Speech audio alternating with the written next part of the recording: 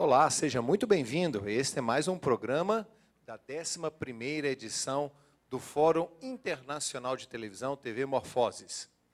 E você já sabe, hein? Você já pode participar utilizando o Twitter, #TV Morfoses. Lembrando que o tema desse TV Morfoses, né, que está acontecendo aqui na Universidade do Vale do Paraíba, é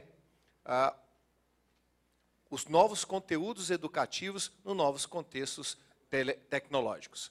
Vamos lembrar mais uma vez que está sendo transmitido para todo o Vale do Paraíba pela canal NET, canal número 8, também pela internet, pelo endereço que vai aparecer aí embaixo, pela Universidade de Guadalajara, no México, pelo canal Zoom da Colômbia e pelos parceiros da Associação de Televisão Educativa e Cultural da Espanha, assim como a TV Educativa do México.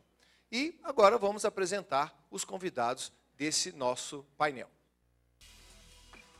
Paula Villegas, mestre em Produção e Criação em Artes Visuais pela Universidade Politécnica de Valência, pós-graduada em História da Arte Contemporânea pela Universidade de Salamanca. Trabalhou como mestre em Artes Plásticas da Universidade Nacional da Colômbia em Medellín, como comunicadora social, com ênfase em audiovisual da Universidade Pontifícia Bolivariana. Docente na Pontifícia Universidade Javeriana e na Universidade de Antioquia, nas áreas de criação audiovisual. Sua experiência profissional está relacionada à criação, gestão e produção de projetos audiovisuais e diferentes conteúdos e plataformas. Foi assessora da Direção de Comunicação do Ministério da Cultura da Colômbia, trabalhando diretamente com a produção e programação de televisão pública e com a criação de não-ficção para a televisão. Interessada em criação e investigação sobre a relação da arte e dos meios e as vertentes experimentais da não-ficção.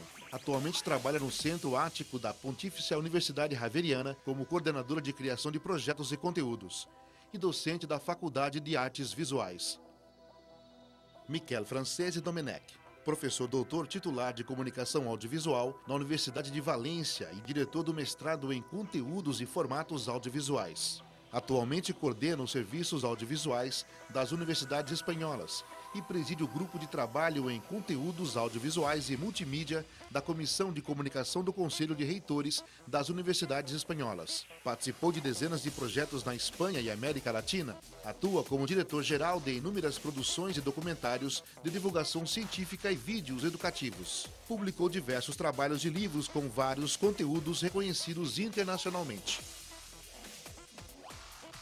Hélio Solia, graduado em Ciências Sociais e mestre em Multimeios pela Universidade Estadual de Campinas. Atualmente é membro do Conselho Editorial da revista Studium Unicamp e professor assistente da Universidade Estadual de Campinas. Tem experiência na área de Ciências Sociais e Antropologia Visual, atuando principalmente nos seguintes temas: mídia política, Venezuela, eleição e televisão. Atuou também na área de televisão universitária, tendo dirigido a RTV Unicamp e o canal universitário Campinas, bem como foi representante da Unicamp na diretoria da Associação Brasileira de Televisão Universitária. É fotógrafo e documentarista. Atualmente desenvolve seu trabalho de doutorado na Universidade de Buenos Aires, discutindo comparativamente a legislação brasileira na área de mídia e os reflexos da implantação do SBT-VD nas leis vigentes.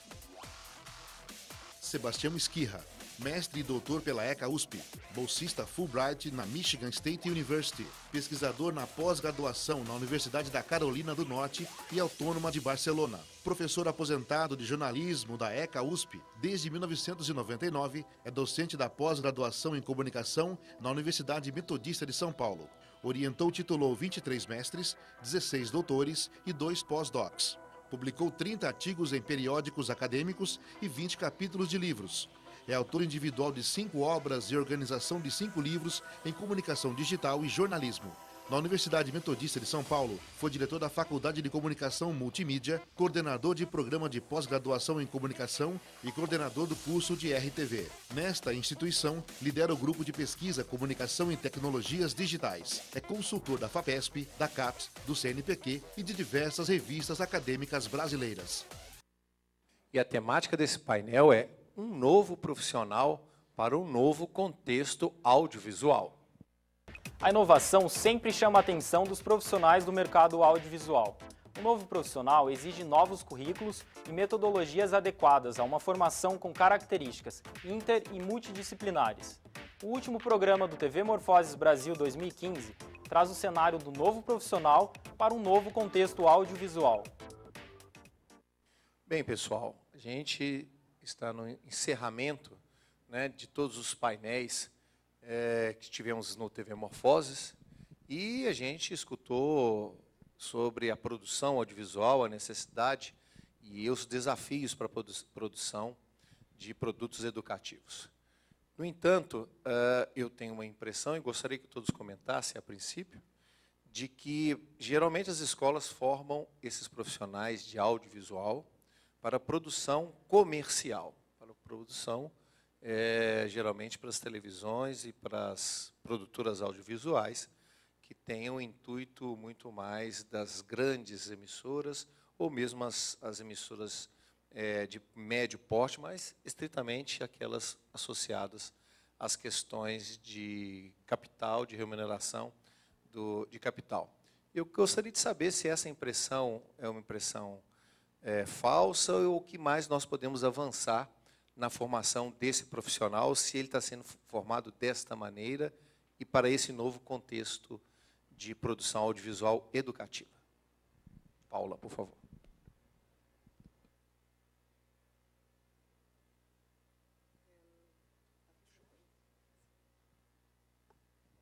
Gracias. Buenas noches, estoy muy contenta de estar acá en TV Morfosis. Voy a decir varias cosas, en el camino responderé a la pregunta. Cuando recibí la invitación para venir a TV Morfosis, empecé a hacer como una observación desde mi experiencia en este momento, que es la coordinación de creación de proyectos y contenidos del Centro Ático de la Universidad Javeriana y como docente de la Facultad de Artes Visuales.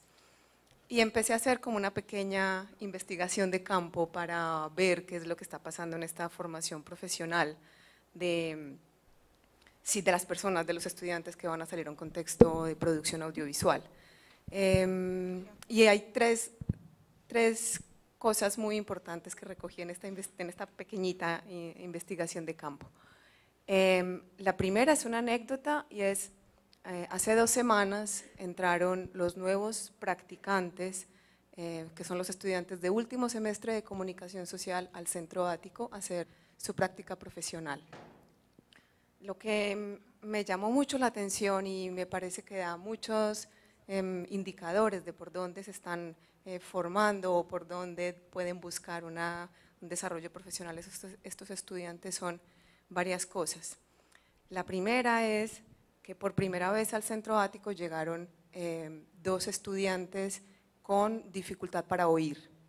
Llegaron dos estudiantes animadores, o sea, dedicados a la animación, ilustradores, que tenían dificultad para oír, con un muy buen trabajo, con mucho talento. Y esto como pues instantáneamente me hace la pregunta de qué tipo de formación también se está dando en las facultades de comunicación para que sea posible que sea una formación inclusiva, que sea una formación abierta a diferentes tipos de personas. Y yo creo que eso es un ciclo que se alimenta con la expansión también de los medios, la formación en comunicación también se vuelve más inclusiva, por lo tanto los profesionales también, por lo tanto los contenidos también. Y otro es que definitivamente los retos de los practicantes en este momento pasan por muchos tipos de escrituras, como que están obligados a aprender a escribir y desarrollar proyectos que tienen muchas características. La segunda anécdota es es una cosa como la comprensión de la educación, de lo que hemos venido hablando como toda la tarde. Cuando venía, que ahorita también lo compartía con los estudiantes de esta universidad, cuando venía de Bogotá a Sao Paulo en el avión, vi que en el cielo había muchos rayos, ¿cierto? Caían muchos rayos. Y al otro día, como parte de la integración, nos llevaron al Instituto de Investigaciones Espaciales, al INPE, y ahí de una manera discursiva nos explicaron por qué en Sao Paulo caen tantos rayos. Entonces es esta cosa de lo que da la experiencia y de lo que da la discursividad y de cómo es necesario que en este momento los estudiantes integren un poco más su experiencia a la ejecución de su labor profesional.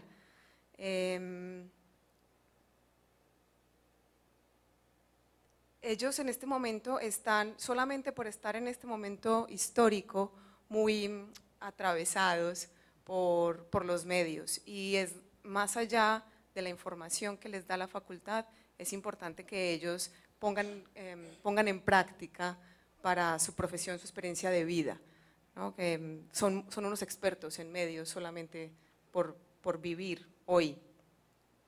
Y el segundo punto que me dio luces para pensar sobre el profesional hoy tiene que ver con tu pregunta, y es, estuve en una reunión entre varias personas del sector audiovisual en Colombia, en el que la Cámara de Comercio nos hacía una encuesta sobre si el sector audiovisual comercial estaba preparado para que todos estos estudiantes, que ahora son más, se ha cuadruplicado la cantidad de estudiantes de comunicación audiovisual o artes visuales en Bogotá en los últimos 5 años, si el sector audiovisual comercial está preparado para recibir a todas estas personas.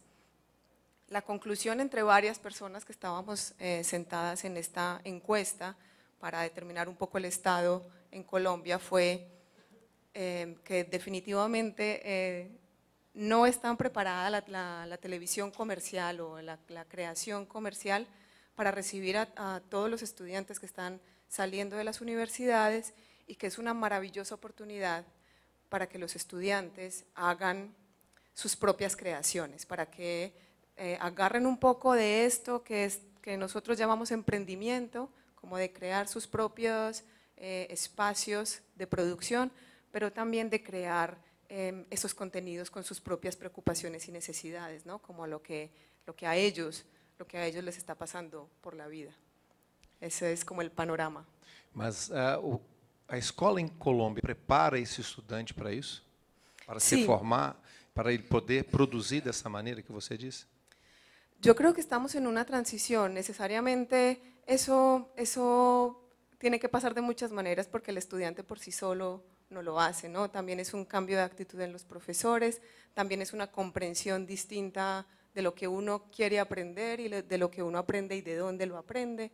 Entonces es como una transición en la que nos estamos pasando un poco de lo discursivo a lo narrativo, ¿no? Como una cosa más cerca de las emociones, que es un poco también de lo que desde ayer ha hablado el maestro Orozco y otras personas que han estado aquí en el panel, como trasladar. Sí se está trasladando, pero es un cambio que se tiene que dar no solamente en el estudiante, sino que es un asunto que tiene que ver como con todo el contexto. Miguel, o que tú piensas? Bien, la escuela, la universidad, los talleres tienen índole diferente y forman a diferentes perfiles, ayer, hoy y mañana, ¿no?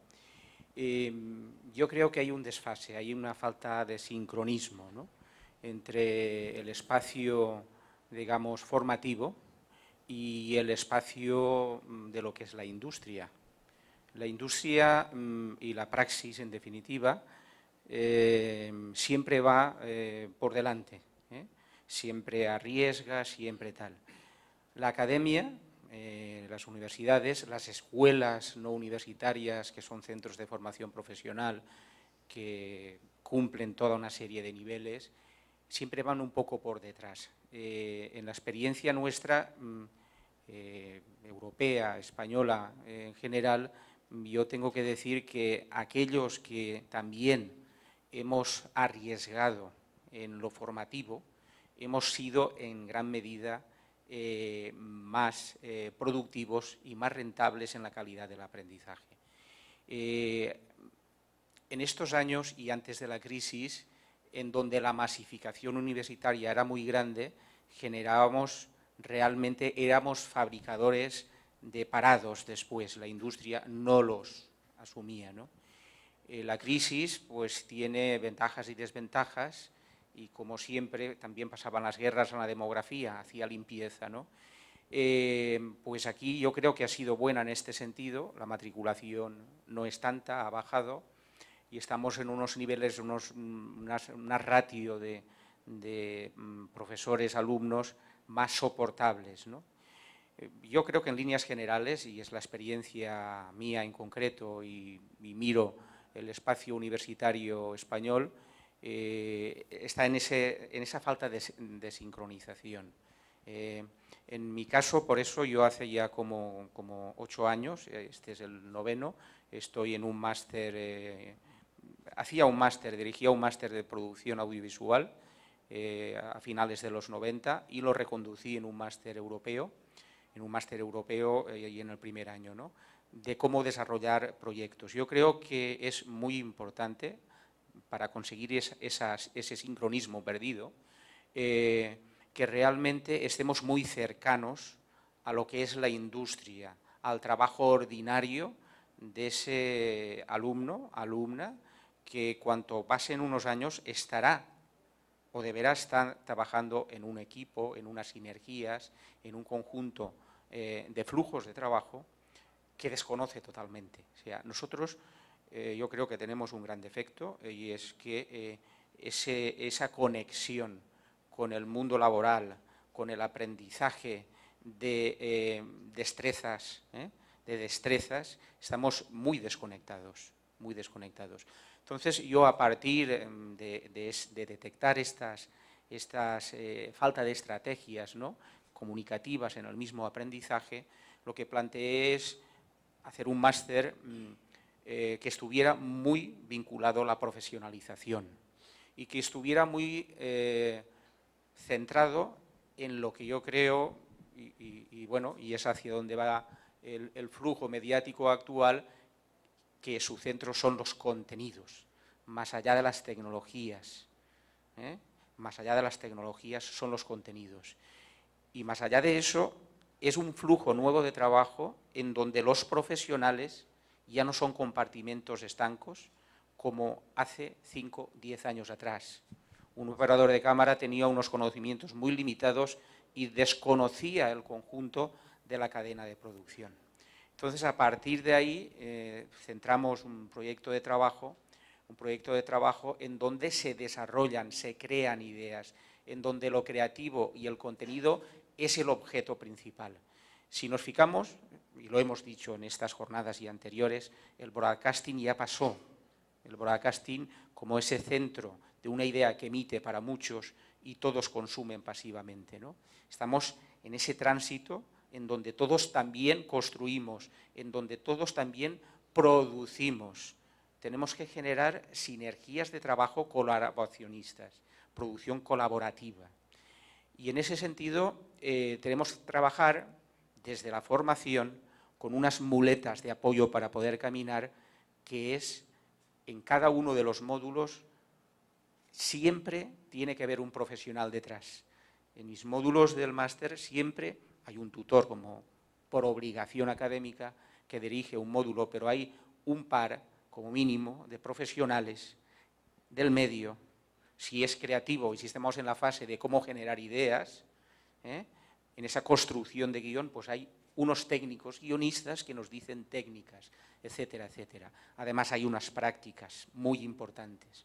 Y además hay un objeto final, que es construir un diseño y un desarrollo de un proyecto desde la vertiente creativa del contenido, desde la vertiente de la ejecución del contenido, porque podemos generar muchos contenidos muy valiosos, pero después no tener estrategias para ejecutarlos. La producción es muy importante, por lo tanto, hay que vincular producción y creación. Y además, hay que vincular el espacio comunicativo, es decir, cómo comunicamos eso y a qué ventanas va. Por lo tanto, es un tripartito de elementos en donde los grupos de trabajo, los nuevos profesionales, deben tener transversalidad conceptual, de todos estos ejes. Es decir, hemos pasado de ese espacio en donde todos sabíamos mucho de una cosa, pero lo otro no lo sabíamos y había un realizador o un productor ejecutivo que con el látigo nos llevaba tal, a un espacio más reducido en donde todos compartimos conocimiento en la cadena de valor. Yo creo que ese es el gran cambio en el cual empezamos a estar inmersos y en la línea en que deben de trabajar los centros de formación. Centros no universitarios, escuelas profesionales, donde salen gran parte de realizadores, operadores, etcétera, etcétera, y las universidades o talleres que puedan haber antes de cine, hoy de televisión, hoy de TV Movies, para webs, de docu-webs, etcétera, etcétera. Ese es el proceso, pero en cualquier caso, la academia, y recalco, y sobre todo la gobernanza educativa y académica va por detrás a lo que exige el mercado, a lo que exige la industria pública o privada.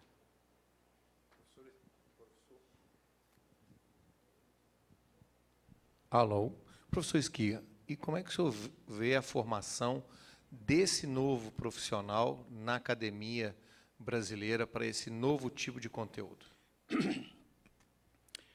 Eu vejo um pouco diferente do que está sendo falado aqui. Primeiro, a função da academia é formar pessoas. Aí eu vou na linha de raciocínio do Jorge Cunha Lima, que nós não temos uma universidade para formar pessoas para preencher lugares no mercado.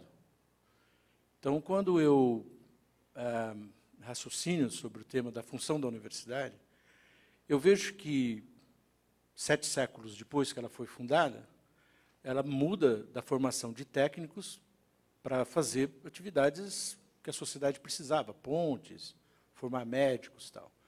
Então, antes de tudo, a função da academia é formar cidadãos, pessoas com bagagem cultural, com visão da sua função na sociedade, a sua responsabilidade, e buscar skills, buscar habilidades para que ele possa, feito um recorte profissional, ele contribuir para o avanço da sociedade. Então, cada um de nós tem uma missão de, instruídos, de capacitados, de munidos de ferramentas, nós irmos para a sociedade, depois do período de hibernação de estudos, para levar condições, amparo, orientação e formação para as pessoas, para que elas, depois, ajudem o país, a sociedade, a melhorar de condições. Isso radicalmente muda a configuração da função da universidade. Agora, é lógico que essa visão, que é, nós temos que montar um curso de rádio, televisão, ou de jornalismo, ou de medicina, porque o mercado local está precisando de técnicos naquela área, eu acho que é uma missão já um pouco ultrapassada. Sobretudo porque existe uma... para os professores que estão aqui chegando, eu sou um professor, um pesquisador na área de comunicação, sou ex-jornalista, ex-produtor de televisão, trabalhei na TV Cultura, do Jorge Cunha Lima, trabalhei na Globo. Então, o que tem muito claro? Tem que, nós temos que nos imbuir da missão de transformar alguma coisa. Então, para mim, a missão maior que nós temos que ter é esta. Por quê? Porque, ao centrar energia no estudo da evolução da comunicação, eu descobri que não existe comunicação sem tecnologia. Nenhuma forma de comunicação, a não ser a comunicação oral, que alguns teóricos acham que a própria comunicação oral é uma forma de tecnologia, a linguagem é uma tecnologia, o lápis, etc. Então, assim, a tecnologia ela está por trás de tudo. Não é só a emissora de televisão, o ecrã, o display de televisão na casa da gente, o aparelho de rádio. As tecnologias estão conosco, embutidas, desde que o homem tomou o primeiro lampejo de inteligência, que ele descobriu que ele podia matar um animal e colocar a pele do animal para protegê-lo do frio. Então, assim, nessa história da humanidade, nós passamos, de repente, a usar recursos de comunicação para mandar mensagens do que seria chamado de televisão. Rádio à distância, telégrafos, comunicação à distância. Qual que era a missão da gente? Era uma missão meio idílica, de que nós poderíamos melhorar a condição da sociedade ao levar para eles informações que pudessem municiá-los para que eles pudessem formar opinião e votar nas pessoas certas, tomar decisões de compra e se safar das intempéries. As tecnologias foram evoluindo e nós passamos da televisão para o que eu chamo atualmente de cibervisão. O meu texto para o professor Orozco, na Metamorfoses, eu falo que não se justifica mais o termo televisão. Tele, distância. Visão, a distância. Hoje, as tecnologias demonstram para nós que tudo é a distância. Tudo. Tudo é a distância. Tem pai à distância, tem amor à distância, tem educação à distância. Tudo é mediado. Todos os processos são mediados. Então, eu tinha preparado um paper que eu ia fazer, fiz a lição de casa para ver o que eu poderia trazer para vocês. Existe uma tendência nos Estados Unidos hoje de questionar a função da escola. Será que as pessoas precisam ir realmente para a escola para aprender? Então, existe uma corrente lá, desculpe citar um exemplo dos Estados Unidos, mas é o que eu tive acesso, seguramente tem em outros lugares do mundo, o que eles chamam de homeschooling. O que é homeschooling? É a desesperança das pessoas, dos pais, de olhar para a escola. Eles ainda já estão incluindo as universidades, mas eram secundaristas e primários secundaristas. Eles, então, tinham uma preocupação seguinte: a escola não é boa para todos os alunos. Alguns sofrem bullying, outros sofrem pressão de vários níveis, e alguns não gostam dos professores, da escola, porque a escola surgiu também como um modelo militarista. Eu vou formatar você para você reproduzir um determinado conhecimento de utilidade para o mercado. Então, existe uma corrente forte, eu tenho os dados aqui, já chega a 7% das crianças em idade escolares, nas que eles chamam de K12, que são a junção da escola primária e a secundária, de pessoas que estão optando por fazer a educação em casa. Por quê? Porque o alvo deles é formar pessoas cuja a vocação da pessoa seja a coisa que orienta a formação dela. Na escola, a vocação individual da pessoa ela é anulada. Muitos jovens chegam até nós na universidade sem saber se eles querem fazer tal habilidade ou outra habilidade.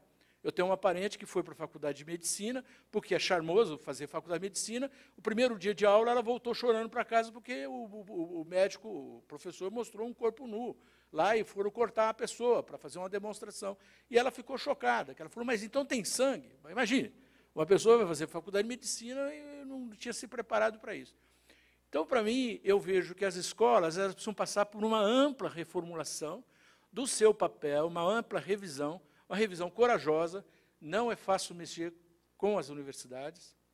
Eu tenho um período que eu passei na USP, é dificílimo mudar o programa, a grade horária, porque tem centros de poder, tem visões de mundo, tem visões de conceito de quem nós queremos formar.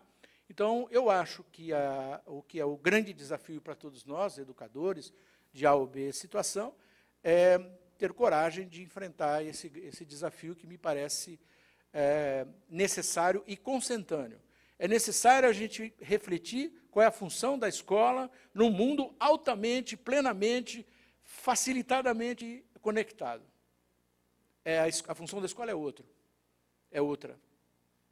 Nós que damos aula para alguns alunos, eu estou só no programa de pós-graduação, eu acabo, todo dia eu levo um susto com os alunos que não são jovens.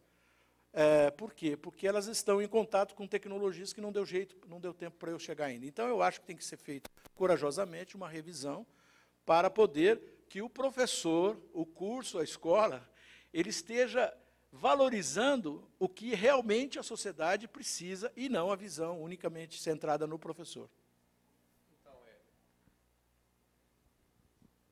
Então, Hélio, nesse sentido, para que então vai servir a formação do profissional de comunicação nesses novos contextos? Como fazer isso? Para começar a conversa, eu compartilho com o Esquirra a preocupação de que pura e simplesmente formar os nossos estudantes para a produção nos leva para um caminho tecnicista complicado, um caminho tecnicista que desumaniza, mas mais do que desumanizar, ele despolitiza o processo educacional e o processo do trabalho. Isso, para mim, é o meu ponto de partida para essa questão. Nós estamos num campo extremamente complexo, o campo da comunicação é um campo extremamente complexo. Eu acho que as falas aqui deixam muito claras a quantidade de coisas que a gente junta sob o título de comunicação. É coisa demais. O Esquirra colocou o nosso comecinho na comunicação, fazendo uma relação com a tecnologia, mas se a gente não tomar cuidado com o que está na base da formação conceitual, se a gente não for capaz de colocar em questão, inclusive, aquelas convicções mais elementares, como, por exemplo, o que nós fazemos é de fato comunicação. É uma convicção muito grande na nossa área, tem que ser, porque ela se chama comunicação. Mas me parece que seria saudável que a gente começasse a colocar essas coisas em questão. Dentre outras coisas, a gente vai vendo que tem todo um campo terminológico extremamente impreciso na área de comunicação, que denuncia problemas sérios de compreensão do que seja comunicação. Eu tenho certeza que, se a gente fizer uma enquetezinha rápida aqui, a gente vai descobrir pelo menos umas 100 compreensões diferentes do que seja comunicação. Um dos perigos que isso traz, eu acho que está a própria pergunta revela, que é reduzir a comunicação à questão do conteúdo. Né? Quando a gente pensa a comunicação do ponto de vista estrito do conteúdo, nós vamos, de fato, formatar os nossos estudantes para produção dentro de uma determinada forma estética vigente de conteúdos, quando, na verdade, o que a gente tem que fazer é colocar o nosso estudante também na perspectiva de tudo aquilo que foi debatido na mesa anterior. Quer dizer, como é que nós educamos os nossos estudantes? O que a gente vê hoje na área de comunicação, no caso brasileiro, com uma predominância muito grande do audiovisual, mas não é só no Brasil, eu vi isso na Argentina, vi isso no Equador recentemente, a gente foca na produção audiovisual. A produção audiovisual é o grande foco da nossa área de comunicação hoje. E essa produção audiovisual termina reproduzindo aquilo que existe. Ora, o que acontece quando a gente reproduz o que existe? Quando a gente reproduz o que existe, a gente, não cria uma cultura do que existia antes, e não coloca isso em perspectiva, e, principalmente, não cria condições para um profissional crítico. Um profissional que seja capaz de inventar o novo. Porque esse é o nosso problema. O nosso problema não é de novas tecnologias, mas da invenção de um novo mundo com todos os instrumentos que nós temos. A nossa cultura, a nossa política, as ferramentas tecnológicas, o automóvel, o avião, sei lá, o que mais que vai aparecer por aí. Tomara que surja logo o teletransporte para a gente economizar um pouco de tempo. Mas, enfim, quer dizer, esse camarada tem que estar capacitado a fazer a crítica do mundo, fazer uma leitura do mundo e uma crítica do mundo. Para quê? Para inventar o novo, mas também para ser capaz de observar criticamente aqueles conteúdos que ele também produz. E mais do que isso, uma perspectiva de uma compreensão cidadã do mundo, esse camarada vai ter que ser capaz de criar espaços de desenvolvimento de cidadania, não só ser um cidadão. Eu discordo um pouquinho do Esquirra nesse ponto. Eu não acho que o papel da universidade seja formar o cidadão. Esse é o papel de todo um processo social que vai muito além da universidade. Vem de antes e vai muito além. Mas esse camarada tem que ser capaz de olhar para o mundo de uma forma cidadã, de tal forma que ele vai permitir que o outro seja cidadão também. Ele vai tentar propiciar a cidadania do outro. Isso, nos meios de comunicação de massa, é absolutamente crítico. A gente vê os meios de comunicação de massa se afastando tremendamente, com uma velocidade muito grande disso, ao mesmo tempo em que esses camaradas passaram pelas melhores universidades do mundo e tiveram as melhores formações técnicas, conhecem muito bem as tecnologias e não são capazes de apresentar o novo dentro do mundo corporativo em que eles trabalham. Então, acho que a gente tem que começar a tentar fazer as perguntas incômodas dentro do campo da comunicação. Acho que a gente vai precisar revisar curricularmente toda a ideia de comunicação, toda a ideia de formação em comunicação. Revisar, epistemologicamente, o próprio conceito de comunicação. Nós vamos ter que voltar um pouquinho lá para trás, vamos ter que tentar entender o que era o TACAP, o que era aquele osso que aquele camarada, para o qual aquele camarada atribuiu um valor simbólico. Que é com isso que a gente está trabalhando. Se a gente vai falar de comunicação, a gente vai ter que falar de valor simbólico. Né? Bom, acho que a coisa vai continuar, eu volto daqui a pouco. Eu quero provocar o Miguel. Isso é possível de ser feito na escola?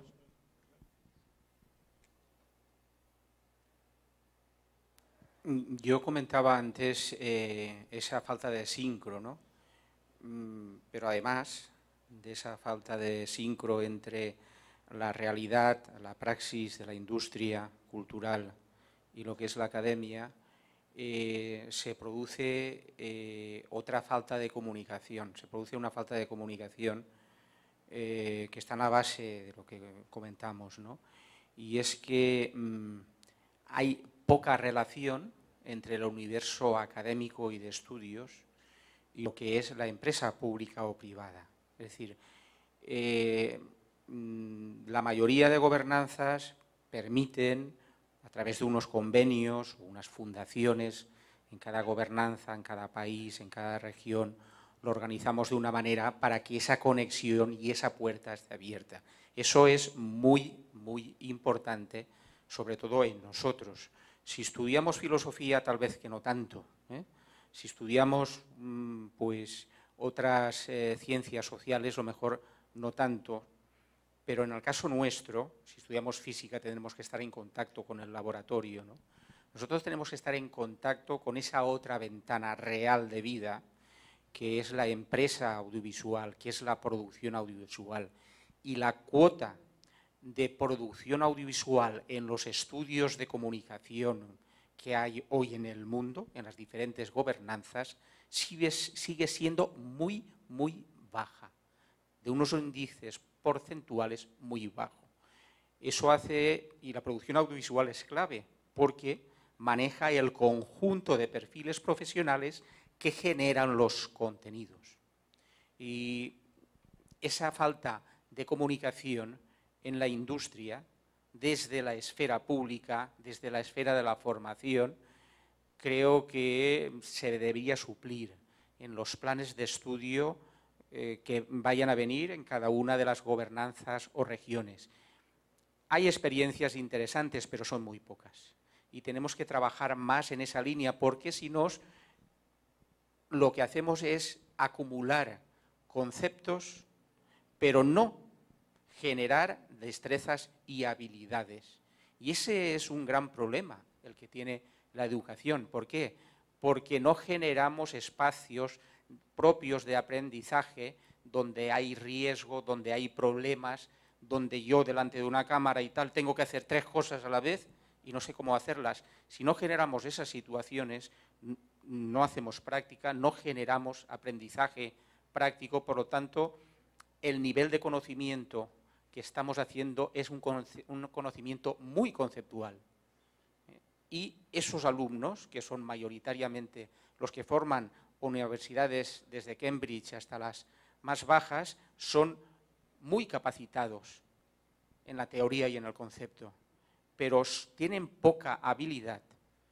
Y si tiene que aprender después de un proceso de trabajo en una industria durante 15 años, que al final dicen, ahora sí sé por dónde iban, entonces, ¿qué hemos hecho nosotros desde las universidades? Yo creo que ese es un gran problema, que la formación, y hablo del audiovisual, que es de un sector, pero lo podemos, tal vez el que más resuelto lo tiene es la medicina, que hace una formación académica más larga en todas las gobernanzas, y está vinculada al ejercicio práctico de los MIRs, de los hospitales, y obligatoriamente tal.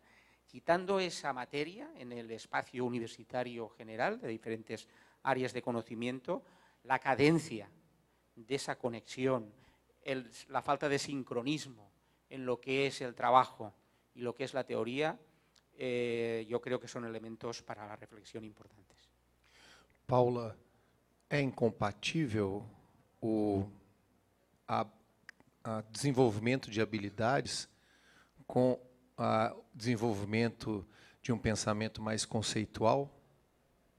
¿Me repites la pregunta, por favor? ¿Es incompatible las habilidades desenvolvidas en escuela juntamente con el desenvolvimiento de la ciudadanía, del conceito? Ya te entendí. Es un punto muy provocador. Y yo creo que es una pregunta que se devuelve en dos vías hacia el propio contexto.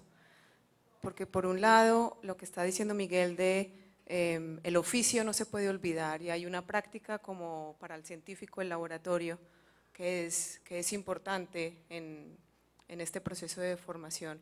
Sí veo muchos riesgos en esta idea de que la academia lo que tiene que hacer es perseguir la industria, ¿cierto? Que ahí en ese camino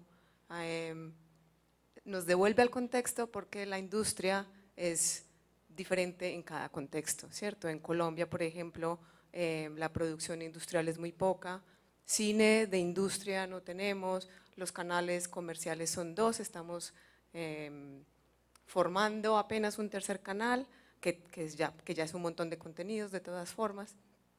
Entonces es muy seductor, porque sí creo que tiene que haber una formación que le dé herramientas para poder mirar al mundo, a los estudiantes, pero por otro lado queda esta pequeña duda de una vocecita que me dice aquí en el hombro de si lo que le corresponde a la universidad no es formar técnicos, sino casi que formarlos para la vida, ¿cierto? Que ahí estoy exagerando un poco, pero yo creo que ya no sé si es la responsabilidad de la universidad. Lo que sí creo es que la universidad debería formarlos para ver su propio contexto, por eso digo que son en dos vías, como para ver lo que está sucediendo en su lugar, para poder mediar la mirada y a través de los medios devolverla. Por favor, yo, abundando en eso, no hace mucho tiempo hicimos un documental sobre un paisaje histórico, un documental científico que explica qué es el paisaje de Huerta. La Huerta de Valencia es un paisaje histórico que está desapareciendo, y es un documental que era necesario en el momento actual de desalojo por parte del urbanismo de lo que era la Huerta y demás, y en este debate y tras el visionado del documental había un huertano, un agricultor, un paisano que estaba allí sentado y les decía a los de la universidad, que también estaban allá, y explicaban teorías de cómo debería ser la rehabilitación de ese paisaje y tal, y les decía, es que ustedes están dando agronomía, es que ustedes están dando toda una serie de conceptos de lo que es la huerta y tal, pero claro, lo dan ustedes, nosotros hacemos comercialización. Yo vendo agricultura ecológica Alemania desde el año 60, sé funcionamiento tal, nunca nos han llamado a nosotros a estar aquí en las aulas, no ocupando todo el espacio de ustedes, sino parte. Ese ejemplo, esa anécdota, ese vaso comunicante que no funciona es muy importante, porque si no lo hacemos mal. Es decir, estamos preparando a profesionales que después se encuentran en algo irreal, en algo que no conocen, no se han hecho ni la idea en ficción de lo que es la industria. Y ese es un gran error. Cada vez se suple más, pero ese otro terreno tenemos que llevarlo también a la industria. Esta gente que está trabajando en el campo tiene que estar en los institutos de agronomía, porque tienen experiencias determinadas, y así en cualquier materia. Y sobre todo en la nuestra, porque al final nosotros aprendemos de lo que la industria va haciendo. Un día se inventa un formato en un grupo de estudiantes que trabajaban en una empresa o hicieron una spin-off o tal, y son esos los que acaban desarrollando un gran proyecto. Y a partir de ahí hacemos todas las teorías nosotros, los universitarios. Yo creo que hay que equilibrar esa balanza. Retomando o ponto, que eu acho que é um ponto que é recorrente na área de comunicação, que é o eterno debate entre a teoria e a prática, né? Vamos uma formação mais teórica, uma formação mais prática. Eu fico imaginando, na área de engenharia, a área de engenharia vive um problema acadêmico semelhante ao nosso. Os alunos têm que aprender conceitos importantes para a engenharia e, ao mesmo tempo, exercitar alguma forma de prática desses conhecimentos. E parece que eles fazem isso com muito sucesso. A sensação que dá na engenharia é que o sucesso é, mesmo nas escolas mais deficitárias, o sucesso do encontro entre a teoria e a prática da engenharia é razoavelmente bom. Quando não é muito bom, é razoavelmente bom.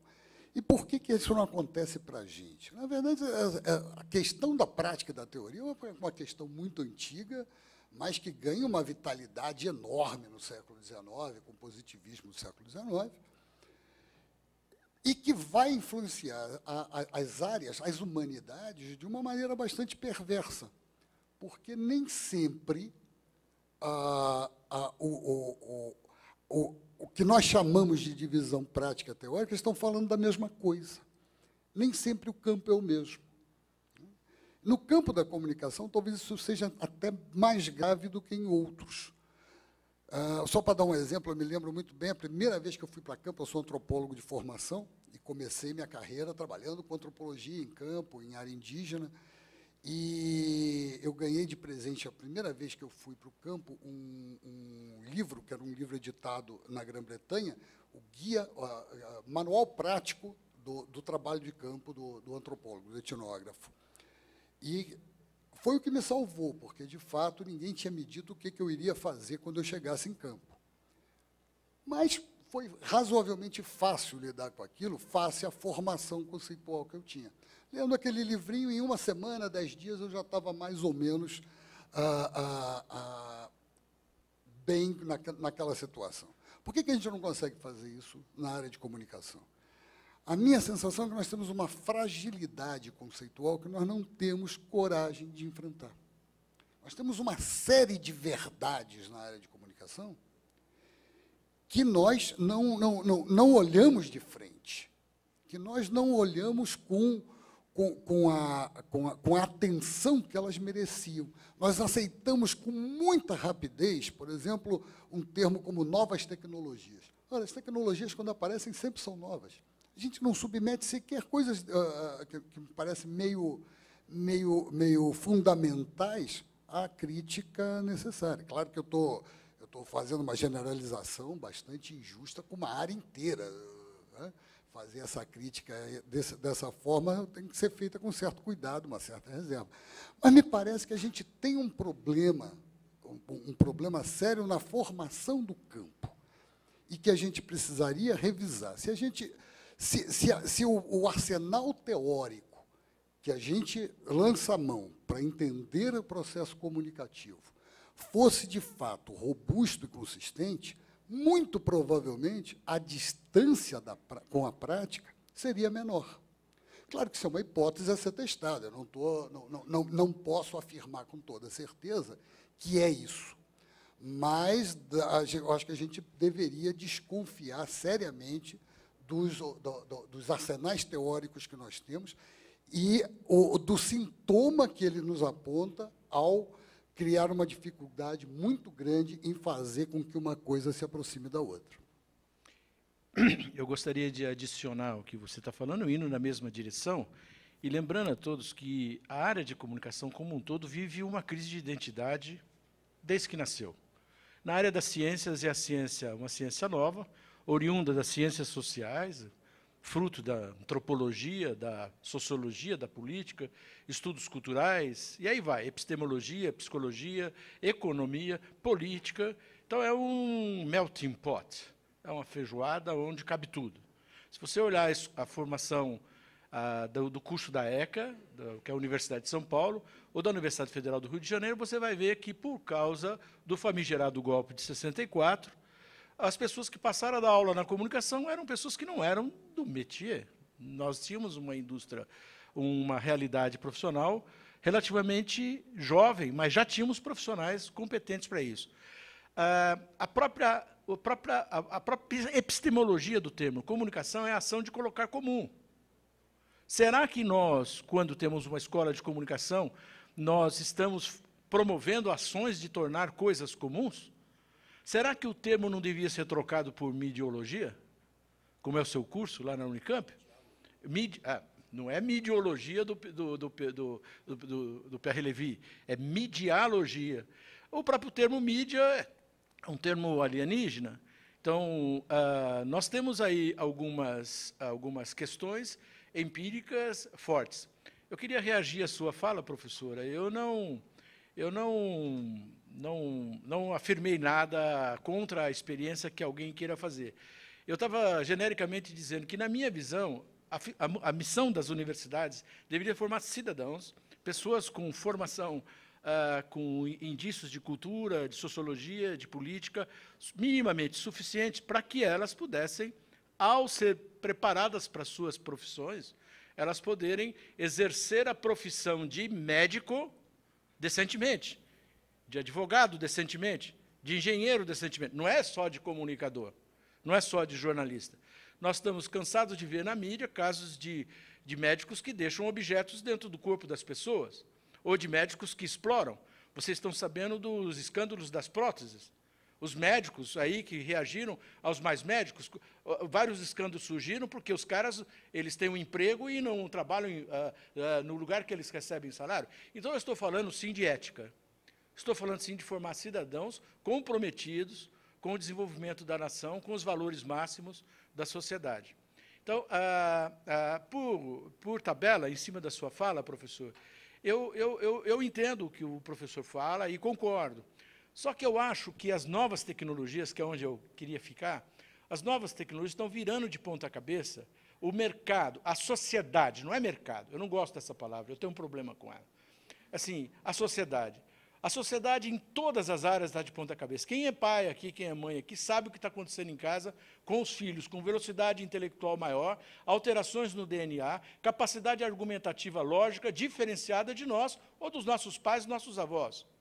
Então, se a escola, o que eu falo, professor, se a escola não prestar atenção nisso, e nós continuarmos mantendo cursos para as profissões do mundo analógico, com os professores decorebas, com os professores que não fazem curso de atualização, que não fazem curso de especialização, quiçá um curso de mestrado muito desejado, um de doutorado. Porque, ao você evoluir na sua educação, você revê o seu papel como educador e consegue mais estofo intelectual para quando você for para uma sala de aula. Vejam quantas experiências estão surgindo nos Estados Unidos. Desculpe, vou citar novamente os Estados Unidos, mas é importante citar porque é na área de tecnologia. Todos os aparelhos tecnológicos que nós estamos usando nos últimos tempos são de origem dos laboratórios norte-americanos. Eles entenderam, desde Shannon, em 1948, na teoria matemática da comunicação, ele entendeu que o mundo passaria por uma transformação.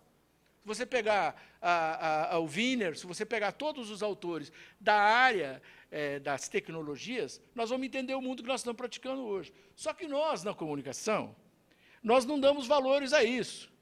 Nós cedemos à sedução da semiótica, nós cedemos aos estudos de história, majoritariamente presentes até poucos anos atrás, e quando falávamos de novas tecnologias, é porque a ONU um dia criou o termo as TICs, as tecnologias da informação, as novas TICs, que foi o Armando Matelar que trouxe para o Brasil no livro dele, As Transnacionais e os Sistemas de Poder. Então, nós nos rendemos. Novamente para a professora. Eu trabalhei numa faculdade que tinha 7 turmas de jornalismo em São Paulo. 7. Tudo bem, São Paulo é uma cidade grande, tem muitas emissoras, programas, empresas, isso aqui, mas não tem lugar para 780 pessoas. É possível afirmar que hoje em São Paulo se formam 4.000 jornalistas. O que está acontecendo com o mercado de jornalismo? está em queda. As empresas de jornalismo estão falindo. Não é no Brasil, é no mundo inteiro. Então, professor, para complementar a minha fala também para o senhor, assim, quando eu falo de formar cidadãos com as habilidades condizentes ao coisa, é para formar seres empreendedores, seres que montam as suas empresas, seres que vão agora para o mundo tecnologizado e montam a sua emissora de televisão. Na verdade, você que me disse ontem do Periscópio, quem está sabendo o que é o Periscópio? É uma emissora de televisão a partir... alguém levantou a mão. Eu fiquei sabendo anteontem. Eu sou um cara que estudo exaustivamente tecnologia. Eu estava falando lá, não sei o que, alguém veio falar para mim de outra coisa que agora escrevi. YouTuber. Os jovens de 14 anos, eu tenho uma aluna de mestrado que tem 26 anos, 32, tem uma filha de 12 anos, falou, professor, o meu paper vai ser sobre o YouTuber. Eu falei, o que é YouTuber? Eu sei o que é YouTube. Ela falou, a minha filha, sabe o que ela falou para mim? Mãe, você está por fora, você não sabe o que é o YouTuber? A mãe de 30 anos, falou, não, o paper dela está sendo. Então, essa criança que vem lá na frente, que vai um dia ser um profissional, ela pode escolher comunicação. Ela já está fazendo, porque ela tem um canal de televisão no YouTube, ela é YouTuber, ela é autora, ela tem o programa dela, ela grava as receitinhas, as coisas dela, o lugar que ela foi, ela sai com o selfie dela ligado e posta lá do shopping. Não é que ela vai para casa e monta num equipamento, num laboratório sofisticado. Não, está tudo na ponta do aparelho telefônico. A Bentley fez a ousadia de gravar, 3 anos atrás, um comercial. A Bentley é uma fábrica de carros extremamente caro, é da mesma turma do Rolls-Royce, só que é o Rolls-Royce mais barato, mas mesmo assim é muito caro. Fez o comercial com 12 iPhones, esse aparelho que eu tenho aqui no bolso, da Apple, o iPhone 5, não estou fazendo comercial, não, mas assim, esse aparelho colocaram aí e gravaram. E falaram assim, não, é essa gravação. Então nós não precisamos mais de câmeras, nós precisamos de pessoas que saibam pensar. A universidade ela está atrofiada. Os cursos de comunicação, como o Hélio falou, ainda são dominados por mentalidades analógicas. São as pessoas que ainda estão nas chefias dos departamentos e impõem uma visão ainda do papel. E o mundo está totalmente digitalizado. Eu tenho aqui enumerado aqui uma coleção de uns 32 termos de tecnologia que eu digo para vocês, se eu falar, vocês vão fazer, eu conheço a metade disso aí. E eu não sabia do periscópio. O periscópio acaba de sair e eu dancei. Quer dizer, então eu tenho que estar continuamente correndo atrás para ver se eu recupero, porque eu sou professor de comunicação. Nós estamos no final do programa, né, e uma questão ainda que mereceria talvez uma outra mesa, mas que é importante e que mostrou o desconforto do professor Esquirra. Nós, professores todos, uma boa parte, tem esse desejo de atualização.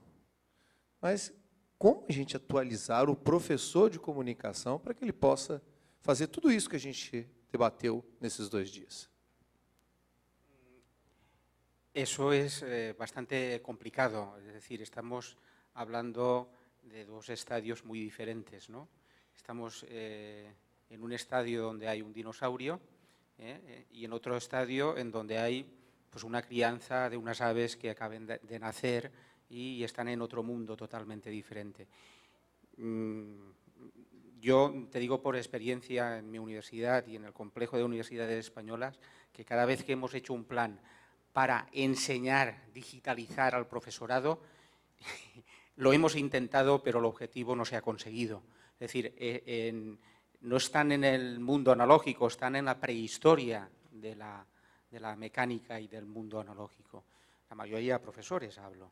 También en profesores de comunicación, solo aquellos profesores que están más cerca, son más jóvenes y tal, sintonizan. Si hacemos un estudio, y que nosotros lo hemos hecho, yo aquellos profesores que son asociados, que vienen de la industria, que han hecho tesis, que tal, son los que realmente penetran, sintonizan en su público, interactivan en su público, que son los estudiantes.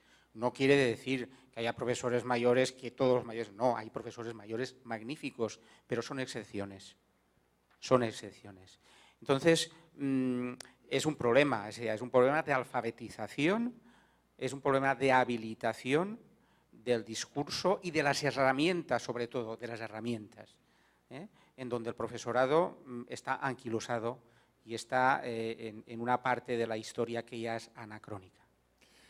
É isso aí. E, infelizmente, nós estamos encerrando com essa participação, né, o nosso TV Morfoses. Afinal de contas, esse foi o 5º programa da 11ª edição do Fórum Internacional de Televisão TV Morfoses.